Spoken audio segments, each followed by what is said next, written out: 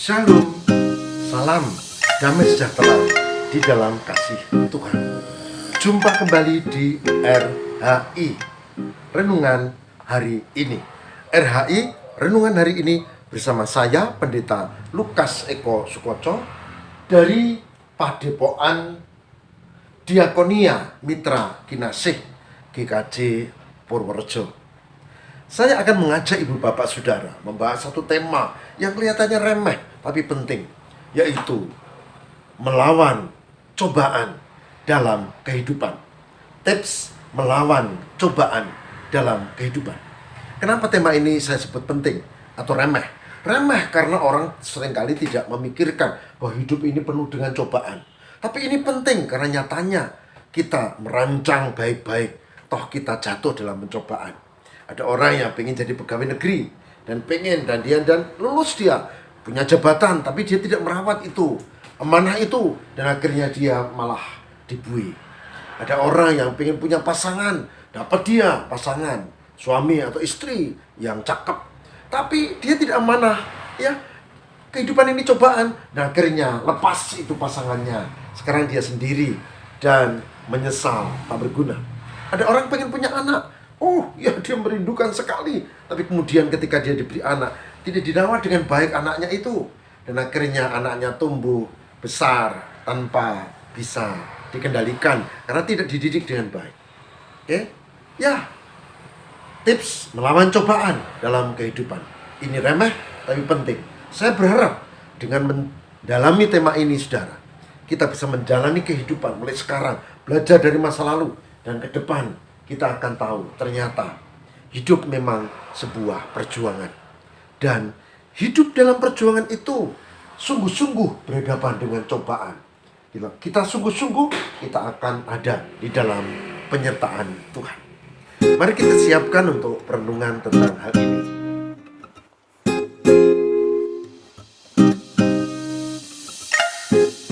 1 Petrus 5 ayat 8, 9 dan 10. 1 Petrus 5 ayat 8, 9 dan 10. Demikian firman Tuhan. Sadarlah dan berjaga-jagalah.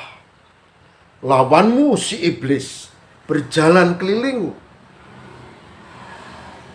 sama seperti singa yang mengaum-ngaum, mencari orang yang dapat ditelannya. Lawanlah dia dengan iman yang teguh, sebab kamu tahu bahwa semua saudaramu di seluruh dunia menanggung penderitaan yang sama. Dan Allah, sumber segala kasih karunia, yang telah memanggil kamu dalam Kristus kepada kemuliaannya yang kekal, akan melengkapi, meneguhkan, menguatkan, dan mengokohkan kamu sudah kamu menderita seketika lamanya. Ya, 1 Petrus 5 ayat 8, 9, dan 10. Yang berbahagia barang siapa yang mendengarkan firman Tuhan dan memelihara dalam kehidupan setiap hari. Dari 1 Petrus 5 ayat 8, 9, dan 10, kita akan belajar tentang tips melawan cobaan kehidupan. Tips melawan cobaan kehidupan ini. Pertama, ayat 8. Sadarlah dan berjaga-jagalah. Kita tidak mungkin menjalani kehidupan yang penuh dengan cobaan ini dan melawannya kalau tidak punya sadar dan berjaga-jaga. Maka tips pertama adalah sadar dan berjaga-jaga. Mengapa? Ya, ayat berikutnya katakan, lawanmu si iblis berjalan keliling sama seperti singa yang mengaum-ngaum dan mencari orang yang dapat ditelannya. Yang kita lawan adalah roh kegelapan, iblis. Dan dia tidak mau orang beriman seperti kita menjalani kehidupan yang diberkati Tuhan, yang enak, penak, yang sukses. Dia mau supaya kita menjauh dari Tuhan dan celaka dan dihukum. Maka tips pertama adalah sadar dan berjaga-jaga. Kalau tidak punya kesadaran dan berjaga-jaga, maka kita tidak mampu melawannya. cobaan untuk meninggalkan Tuhan, cobaan untuk berbuat yang jalan pintas, tidak jujur, cobaan untuk melakukan dosa. Itu adalah cobaan yang harus dilawan. Dan tips yang pertama adalah sadar dan berjaga-jaga. Tips yang kedua, ayat 9. Lawanlah dia dengan iman yang teguh, sebab kamu tahu bahwa semua saudaramu di seluruh dunia menanggung penderitaan yang sama. Kata kuncinya adalah lawan dengan iman yang teguh. Tidak cukup dengan kesadaran dan berjaga-jaga. Kita harus punya iman untuk melawannya. Iman yang kuat, karena iman adalah relasi dengan Tuhan. Dan itu membuat kita punya kekuatan untuk membuat pilihan hidup yang benar. Melawan dengan iman berarti tidak cukup sadar berjaga-jaga saja, tapi kita punya kekuatan untuk lepas dari godaan iblis. Ini penting, saudara.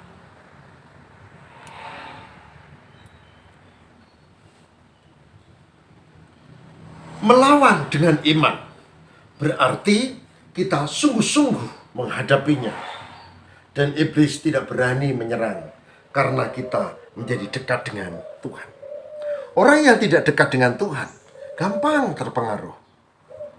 Jalan-jalan dia, ada orang bawa dompet di sakunya, kayaknya mau jatuh. Kalau diambil itu mungkin lebih cepat, mudah, asik. Itu godaan. Itu ada orang lalai motor kok, kuncinya masih nempel. Kalau dia tidak punya iman, maka gampang kita ambillah.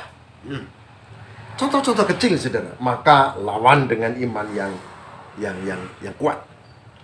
Tips yang kedua, lawan dengan iman. Tips yang ketiga adalah berfokus pada Tuhan. Dikatakan apa? Allah sumber segala kasih karunia yang telah manggil kamu dalam Kristus kepada kemuliaan kekal, akan melengkapi, meneguhkan, menguatkan, mengokohkan kamu. Jadi fokusnya adalah Tuhan. Tidak cukup sadar berjaga-jaga, tidak cukup punya iman, tapi yang paling penting adalah fokus kepada Tuhan. Tuhanlah yang mengokohkan, yang meneguhkan, yang menguatkan kita. Jadi kalau ini dilakukan, maka kita menjadi orang yang bisa menjalani kehidupan dengan baik. Karena apa? Karena kita lalu sadar, berjaga-jaga, punya iman, dan punya Tuhan. Selamat berjuang. Tuhan memberkati. Amin. Mari kita berdoa. Tuhan, berkatilah para pecinta RHI khususnya, supaya mampu untuk menjalani kehidupan yang penuh cobaan dan tidak terpengaruh, karena kami punya tipsnya. Sadar, berjaga-jaga, lawan dengan iman, dan fokus pada Tuhan. Berkati pecinta RHI renungan hari ini, supaya bisa menjalani hari ini dengan sukacita dan lolos dari cobaan-cobaan, tapi sukses di dalam penyertaan Tuhan. Terima kasih Tuhan. Demi Kristus pengantara kami. Amin.